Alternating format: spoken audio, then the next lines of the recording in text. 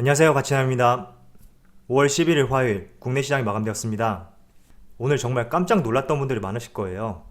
전날 나스닥이 2.5%의 하락이 나오다 보니까 당연히 국내 시장에도 좋지 않은 영향이 있겠구나 이런 생각들 하셨을 텐데, 그래도 내심 한편으로는 선방하지 않을까 이런 생각도 하셨을 거예요. 그런데 아시아 증시에 비해서는 비교적 선방했다고 볼 수가 있지만, 그래도 어제 상승폭을 많이 반납했기 때문에 조금 아쉬웠던 하루가 되지 않았을까 이런 생각을 하고 있습니다. 자, 일단 코스피는 1.2% 하락이 나왔고, 그래도 3200포인트는 지켜줬다는 점에 대해서 조금은 의미부여를 해보고요. 또 코스닥은 1.4%의 하락으로 마무리되었습니다. 그리고 삼성전자 오늘 2.4%의 하락이 나왔고, SK하이닉스는 무려 5.3%의 큰 폭의 하락이 나왔습니다. 오늘 전반적으로 성장주의 흐름이 좋지 못했었는데, 그 중에서도 특히 이 반도체 관련주들이 더 좋지 못했거든요.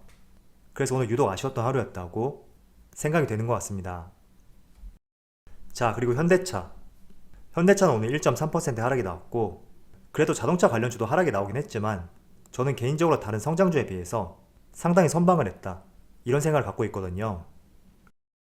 그리고 포스코 같은 경우에는 오전장에는 상당히 좋지 못했었는데 오후장이 다시 상승을 돌려 세우면서 오늘 소폭의 상승으로 마무리되었습니다. 자, 그럼 바로 수급을 한번 살펴볼게요. 먼저 코스피의 수급을 살펴보면 오늘 외국인은 2조 2천억 원의 순매도를 보여주었고, 기관은 1조 3천억 원의 매도세를 보여주었습니다. 그리고 금융투자, 연기금 모두 강한 매도세를 보여주었고, 때문에 5거래일 만에 지수가 하락을 보여주었습니다.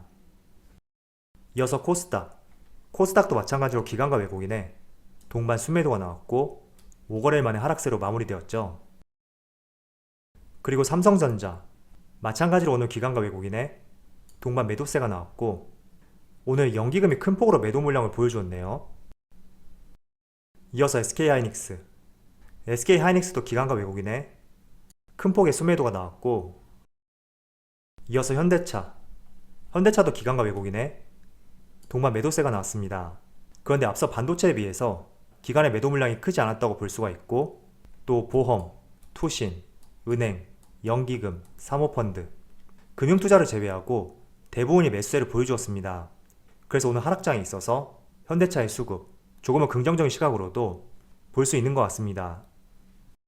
이어서 포스코는 오늘 상승으로 마무리되었지만 그래도 기관과 외국인의 동반 매도세가 나왔고, 기관은 금융투자가 중심이 되어서 많은 매도 물량을 보여주었습니다. 그래도 전반적으로 다른 기관 주체들은 모두 매수세를 보여주었네요. 자, 오늘 이렇게 하락장에서도 그렇다면 어떤 업종이 상승을 했는지 같이 한번 확인해 보겠습니다. 코스피 내에서 업종을 한번 살펴보면 철강금속, 음식료업, 섬유의복, 통신업, 보험 이런 업종들이 1% 이상의 강세를 보여주었고, 특히 철강금속 같은 경우에는 정말 사흘이 멀다 하고 상승이 이어지는 것 같습니다.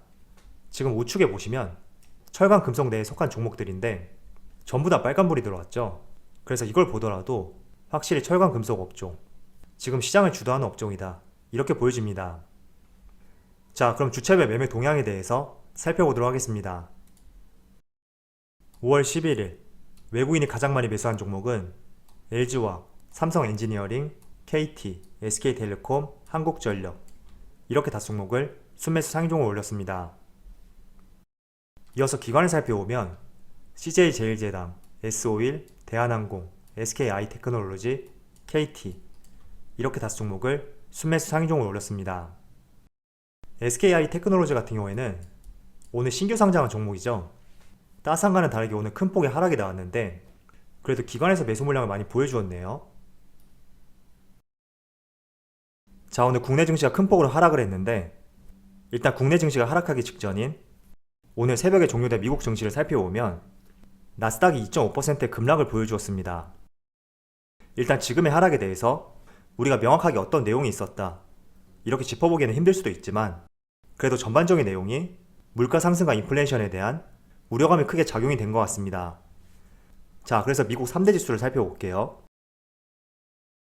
먼저 나스닥을 한번 살펴보면 나스닥은 무려 2.55%의 큰 폭의 하락이 나왔고, 통상적으로 나스닥에는 성장주들, 기술주들이 많이 포진해 있습니다.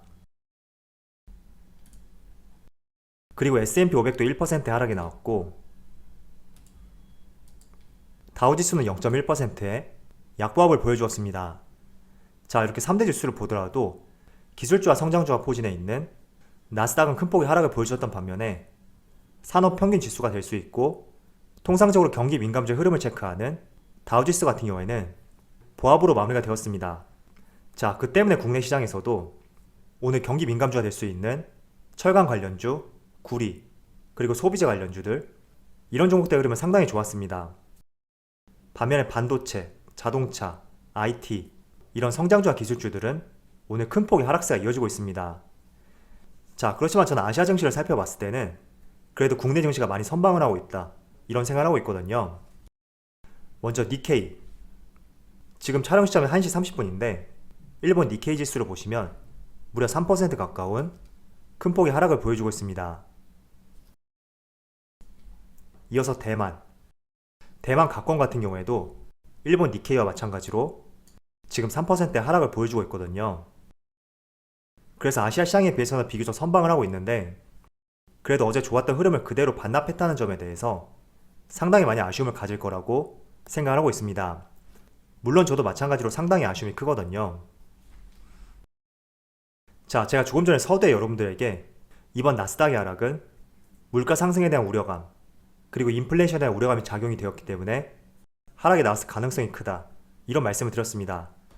그 예시 중에 하나로 다우지수는 보합을 보였던 반면에 성장주와 기술주를 대표할 수 있는 나스닥은 큰 폭의 하락을 보여주었거든요.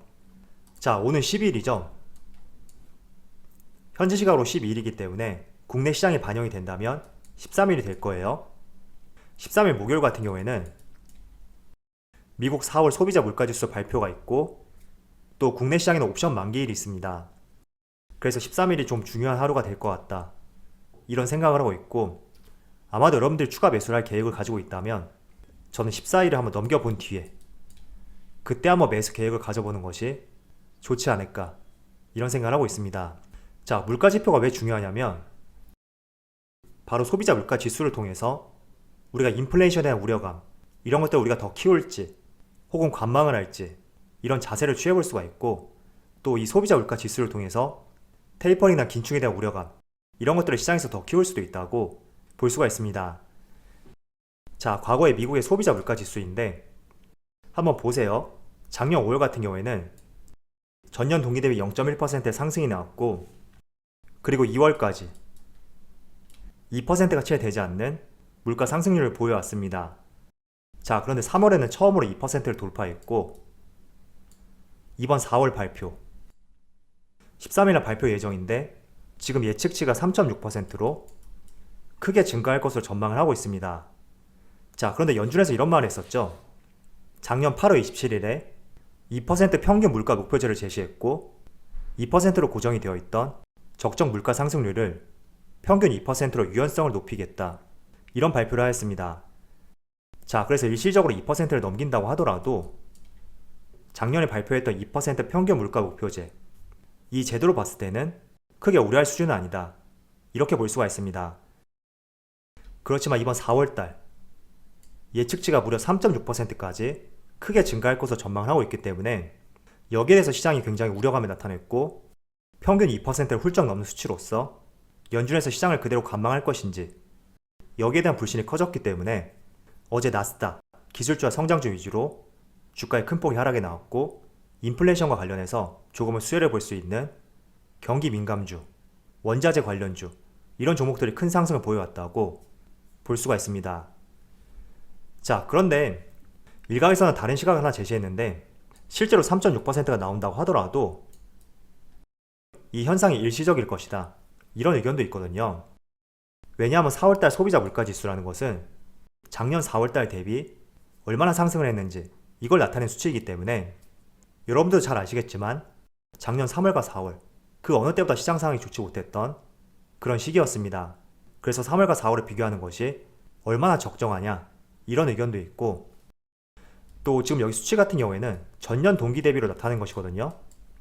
그런데 전년 동기가 아니라 전월 동기 대비로 비교해 본다면 지난 2월달에서 3월달 이때 상승했던 수준보다 크게 완화된 수준이기 때문에 4월 소비자 물가지수의 큰 폭의 상승은 일시적일 것이다.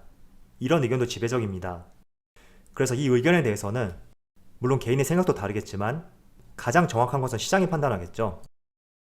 그래서 며칠 전에 발표된 미국의 고용지표, 생각보다 4월 고용지표가 시장 추정치를 하회했고 이런 부분이 긴축과 테이퍼링에 대해서 우려감을 낮췄다고 볼 수는 있지만 또 이틀 뒤에 발표 예정인 미국의 소비자 물가지수, 연준이 목표로 했던 2%에서 큰 폭의 상승이 예상이 되고 이런 부분이 인플레이션에 대한 우려감을 상당히 키우고 있다. 이렇게 정리를 해볼 수가 있습니다. 자, 그래서 인플레이션과 관련된 원자재 관련주들, 특히 구리와 철강, 이 산업 같은 경우에는 계속 인플레이션의 우려감이 증가될수록 시장에서 수혜를 볼 수 있는 그런 산업이 될 거라고 생각하고 있습니다. 그래서 연준에서 인플레이션 우려감을 낮추기 전까지는 지금 여기 원자재 지수를 보시는 것처럼 꾸준히 좋은 모습이 이어질 수 있다고 저는 생각하고 있고, 다만 급하게 상승한 구간, 그런 구간은 아무리 산업 전망이 좋다고 하더라도 항상 조심해야 될 구간이 될 수가 있습니다.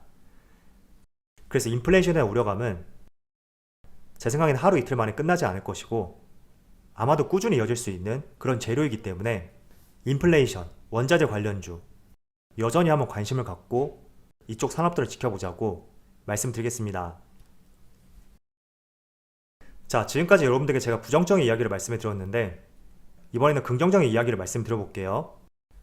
5월 1일부터 5월 10일까지 대한민국 수출 성적이 나왔는데 무려 전년 동기 대비 81.2%의 큰 성장세를 보여주었고 가장 큰 성장을 보여주었던 것이 바로 자동차입니다. 무려 358%의 증가세를 보여주었고 그 뒤를 이어서 자동차 부품 316%, 석유 제품이 128%, 그리고 무선 통신기기가 97%, 반도체는 52%의 수출 강세를 보여주었습니다. 그리고 국가별로 본다면 미국이 무려 139%, 그리고 유럽연합이 123%, 중국이 45% 이런 성장세를 보여주었습니다. 자, 미국은 4월달과 5월달 정말 뚜렷하게 경기 회복을 보여주고 있고 이런 부분이 국내 시장까지 충분히 영향을 미칠 수 있다고 이 수출 통계를 통해서 우리가 확인해 볼 수가 있습니다. 그래서 최근에 현대차하고 기아, 솔직히 1월 초만 제외한다면 정말 많이 힘들었잖아요. 그리고 차량용 반도체 쇼티지 현상, 이런 시끄러운 재료가 있다고 하더라도 자동차 수출 증가세, 여러분들 이런 점들을 조금 더 보시면서 물론 생산 감소는 이어질 수 있겠지만 그래도 과거 대비 판매량은 크게 증가하고 있으니까 조금은 시끄러울 수 있는 쇼티지 현상, 이런 이슈가 사라진다면 저는 충분히 이런 내용들이 주가에 반영이 될 것이다, 이런 생각을 하고 있습니다. 지금 구간 어쨌든 자동차 관련주에 대해서 부정적인 시각들이 조금 더 많은 상황이기 때문에 이런 긍정적인 재료가 발표되었음에도 불구하고 시장에서는 크게 영향을 미치지 못하고 있다고 볼 수가 있거든요. 그래서 국내 시장 같은 경우에는 여전히 5월에도 좋다, 이 점을 말씀을 드리겠습니다. 자, 오늘 대만의 반도체 기업 TSMC에서 4월 실적에 대해서 발표를 했었는데 전월 대비 약 14%의 매출 감소가 발생이 되었다, 이런 발표를 했습니다. 자, 그래서 이 때문인지 모르겠지만 그래도 성장주 중에서도 유독 반도체 관련주들이 오늘 상당히 흐름이 좋지 못했거든요. 물론 여러가지 이유가 있겠죠. 통상적으로 반도체 기업 특성상 상반기보다 하반기 쪽에서 매출이 크게 잡힐 수가 있고 또 TSMC 입장에서는 4월은 스마트폰 고객사의 비수기이기 때문에 조금은 매출 감소가 발생이 되었다, 이런 발표를 하였습니다. 물론 반도체 수요는 줄고 있지 않기 때문에 저도 일시적인 현상이지 않을까, 이런 생각을 하고 있고, 그렇지만 이런 부분들이 전반적으로 반도체 관련주에 대해서 조금은 생각을 한번 달리 해볼 수 있는 그런 노이즈로서 충분히 작용이 될 수 있다고 생각을 하고 있습니다. 그렇지만 항상 이것보다 중요한 것이 시장 상황이 부정적이라면 좋은 재료가 발생이 된다고 하더라도 우리는 부정적인 재료에 더 크게 반응을 하고 반대로 시장 상황이 좋다면 부정적일 수 있는 재료, 그런 재료들도 어떻게 보면 묻어갈 수 있는 그런 상황들이 발생이 되거든요.